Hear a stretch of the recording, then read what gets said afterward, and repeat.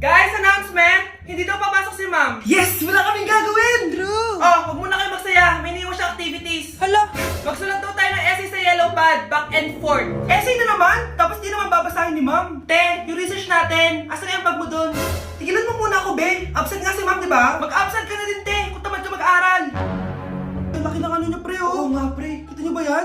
Aba, ano yung pinapanood nyo, ha?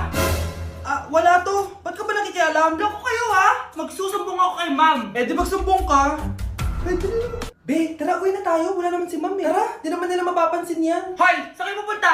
Cleaners kayo, di ba? Lo, dyan lang kami sa kantin, eh. Oo, sa kantin lang kami. Be, di ako bingi. Dito lang kayo. Maglilinis pa kayo.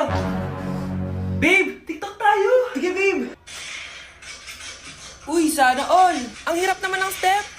Eh di kayo na masaya! Magbe-break din kayo! Dito pa kayo naglandian, ha? Humanda kayo kay ma'am. Good morning, class. Sorry, absent ako kahapon.